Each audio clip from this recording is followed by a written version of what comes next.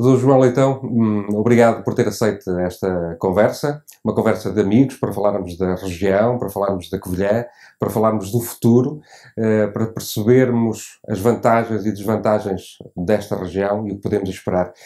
A Covilhã foi, durante muito tempo, a Covilhã dos têxteis, uma indústria forte, que nos posicionou a nível nacional como uma capital importante. O têxtil não digo que perdeu força, porque produzimos se calhar hoje mais do que nunca. Estamos a reduzir a 2 ou 3 unidades e que já não tem aquela mão de obra que nós gostaríamos. Mas isso faz parte da evolução da própria indústria. Hoje ainda somos uma cidade industrial ou temos que focar-nos noutra área? Em primeiro lugar, agradecer a oportunidade de estar aqui à conversa com o João Morgado e, obviamente, saudar a sua iniciativa e desejar-lhe felicidades no seu percurso, que está agora a abraçar. Obrigado. E no desenvolvimento de um projeto que, obviamente, coloque a Covilhã no seu lugar. E a Covilhã é também a nossa terra, portanto, nascemos aqui na Covilhã e, portanto, damos-lhe o máximo valor. E, em relação ao repto que me lança, a Covilhã há 500 anos era uma cidade de conhecimento.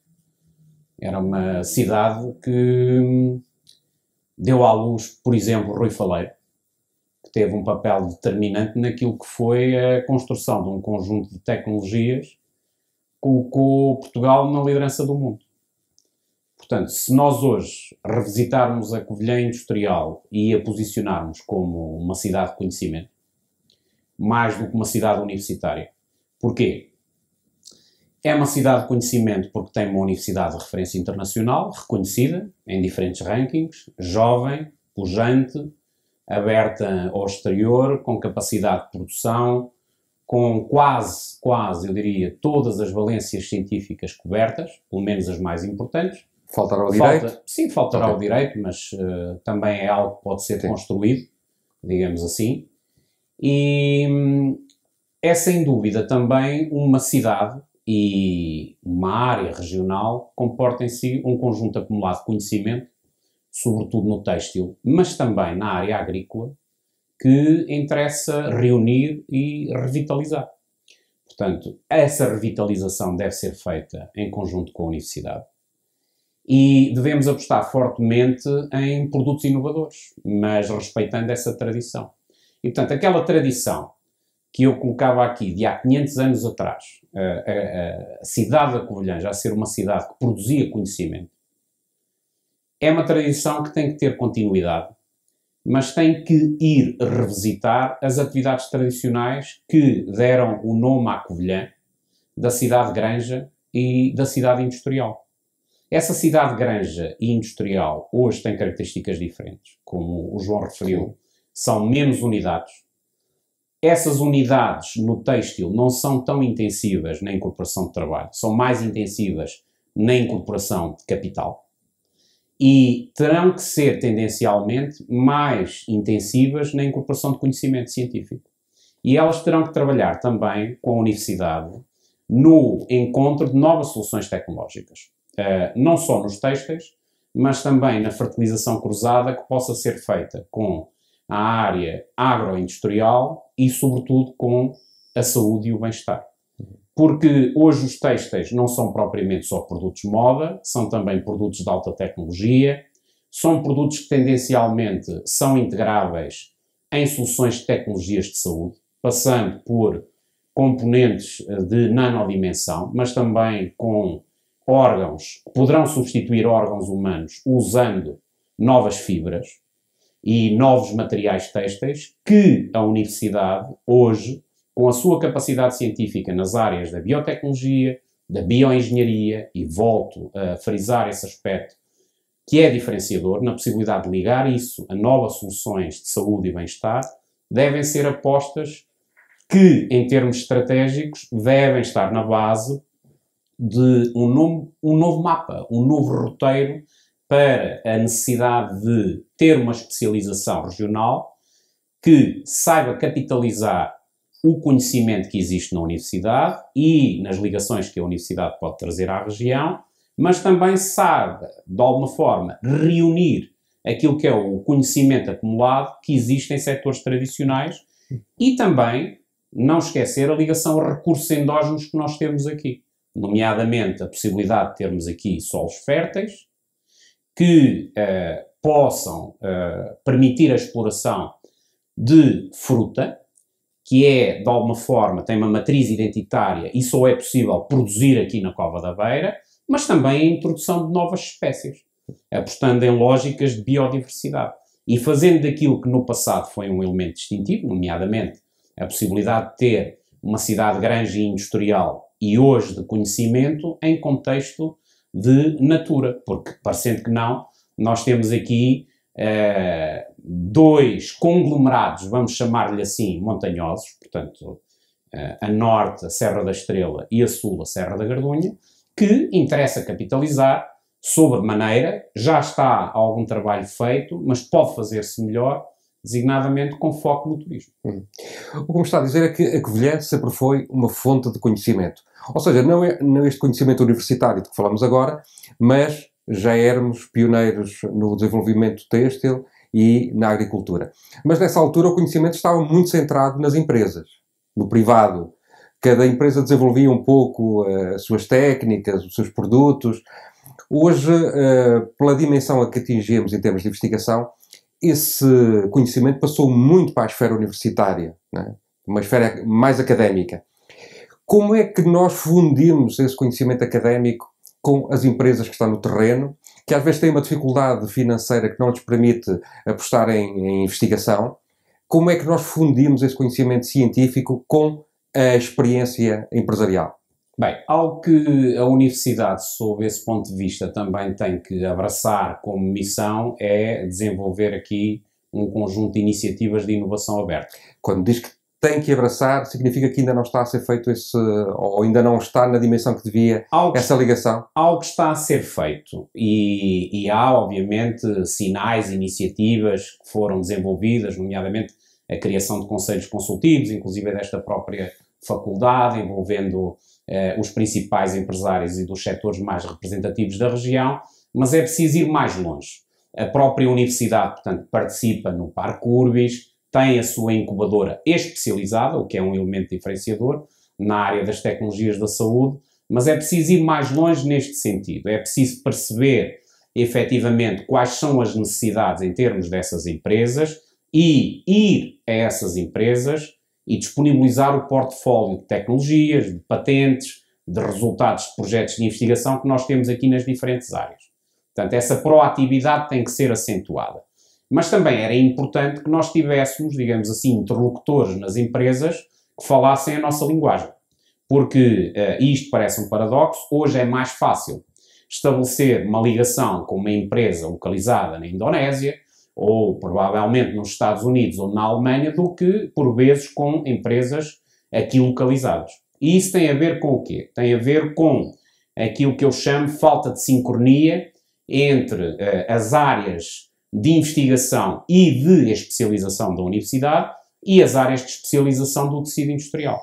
Mas isso leva-nos para outro campo, porque, em abono da verdade, a universidade tem uma responsabilidade, os empresários também, mas a própria região tem pecado por não ter uma estratégia mobilizadora que leva à conciliação destes interesses. Porque aquilo que está a acontecer, e eu costumo, inclusive nas aulas, mencionar isto, há duas trajetórias evolutivas, as empresas que sobreviveram e que têm elevada qualidade, e que as temos, em diferentes setores de atividade, não só no têxtil, obviamente também nos serviços, e startups que eu consideraria algumas delas disruptivas, na área das tecnologias de informação e, sobretudo, na área mais ligada à farmacêutica e à biotecnologia.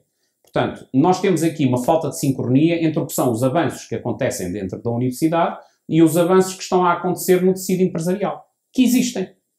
Agora, o que nós temos que arranjar aqui é uma plataforma em que esses avanços possam ser entrecruzados. Mas isso é uma questão estratégica, não é uma questão de vontades. Todos temos vontades em convergir. E todos temos interesse em tornar a região mais competitiva. E eu, quando falo em região, tenho, de alguma forma, não tenho aqui dificuldade em falar da Covilhã, mas gostava de pensar a Covilhã num espaço regional mais ampliado, para que fosse possível, exatamente, pensar em plataformas de convergência, não só entre as empresas e a universidade, mas, sobretudo, entre os diferentes níveis de governação. Fosse ele nacional, fosse ele regional, fosse ele local, e necessariamente interagindo com aquilo que são as disposições a nível europeu. Como está a dizer, é que a Covilhã também é uma cidade relativamente pequena no interior, ou seja, falta-lhe alguma escala que poderia ser adquirida juntando numa estratégia comum, Belmonte, Fundão, ir até Castelo Branco.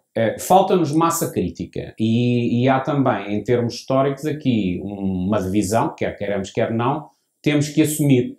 Portanto, eu não tenho qualquer tipo de complexo a título pessoal de me relacionar ou de trabalhar com pessoas localizadas na Guarda ou com poder de decisão na Guarda ou em Castelo Branco ou mesmo em Idanha Nova ou em Penamacor ou do lado de lá em Espanha. Sim. Não tenho qualquer tipo de problema ou de limitação. Mas que existe aqui uma divisão administrativa tradicional que coloca efetivamente questões ao nível das lideranças, ao nível dos protagonismos, que, de alguma forma, em termos históricos, minimiza, eu chamar-lhe assim, este vale da Cova da Beira. Minimiza. Ou seja, retira-lhe capacidade negocial, retira-lhe visibilidade e concentra, em termos administrativos, poder e decisões de investimento. Sobretudo nas capitais de distrito. E eu não tenho qualquer problema nenhum em assumir isto publicamente. Alguém que nos veja ou que nos escute pode interpretar isto mal, pode dizer assim, lá estão eles com complexos em relação às capitais de distrito. Não é complexo, é má análise. Em termos históricos, fui sentindo isto ao longo do tempo, também já vou a caminho dos 50, portanto, também já terei algum capital de experiência. Aliás, sou uma pessoa que posso falar na primeira pessoa de experiências de trabalho no interior, porque já trabalhei em Porto Alegre, já trabalhei em Idanha Nova, já trabalhei em Castelo Branco, já trabalhei na Covilhã e trabalho na Covilhã.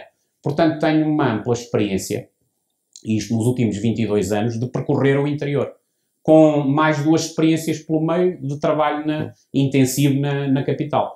O que significa que já tenho aqui um acumular de experiências que me permite pontuar esta situação.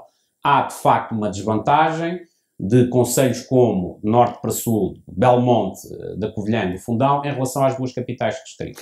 E com o aparecimento de 2 comunidades interurbanas, isto ainda se vai acentuar mais ou não? Pronto, esta é uma questão que é assim, eu em outros fóruns já levantei, de todo, da minha parte, considero incompreensível. Como é que foi fracionado o território desta forma? Já era pequeno por si só, não é? Sim, só o critério político é que pode justificar esse tipo de fracionamento. Portanto, não há aqui qualquer outro critério. Portanto, o protagonista ou os protagonistas, porque não foram muitos mais do que o protagonista que teve a origem, portanto, a ideia que levou ao fracionamento do território nestas 2 comunidades intermunicipais, quer queiramos, quer não, tem que haver aqui uma motivação política para o fazer. E, mais uma vez, isso permite, há evidências, nesse sentido, de concentração, nomeadamente de investimento público, a sul. E isso temos que assumir claramente. Portanto, a forma como o sul do distrito andou nos últimos anos é completamente diferente da forma que o norte do distrito, e agora referindo-me só a Castelo Branco, andou. O norte do distrito tem vindo a ser caracterizado também por algo que é diferenciador. De facto, não tendo esse tipo de subsídio, vamos chamar-lhe assim, nem lhe vou chamar investimento público, não tendo esse tipo de subsídio, soube trilhar caminhos difíceis, soube fazer também obras diferenciadoras, contudo, ficando em desvantagem em relação a esse tipo de concentração de investimento. E isso traz-nos a uma situação em que, neste momento, tal como o João referia, acho que nos falta aqui massa crítica. Porque a densidade populacional tem vindo a diminuir substancialmente e acho que era importante pensarmos, e já o tenho defendido em outros fóruns, inclusive em sede daquilo que são alguns resultados de investigação publicados, por exemplo, pensarmos na questão da cidade-região. A cidade-região não é uma utopia. A cidade-região é uma forma de tentar dar massa crítica e capacidade mobilizadora e poder negocial a este vale.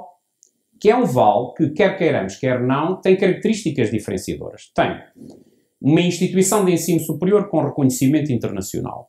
Tem grandes empresas no setor têxtil.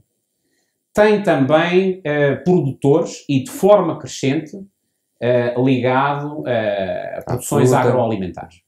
O que é que falta aqui? Falta algum investimento público que possa reforçar alguma da capacidade que já existe no setor da saúde e falta claramente a coragem política de discriminar positivamente este vale, colocando aqui 2 ou 3 unidades de grande dimensão, eu diria, investimento direto estrangeiro aqui. Mas essa discriminação política, ou discriminação positiva, tinha que ter aqui uma voz, uma liderança regional que se batesse por ela. Concordo inteiramente. Se não houver essa luta, se não houver essa voz, se estamos à espera que o Governo nos dê essa benesse pelos lindos olhos, isto nunca acontecerá.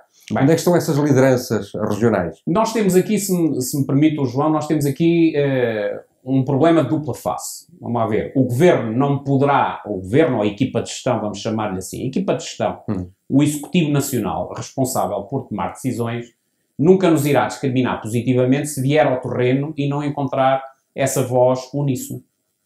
E essa voz uníssona tem que existir a partir de uma plataforma. E a cidade-região pode ser uma plataforma nesse sentido.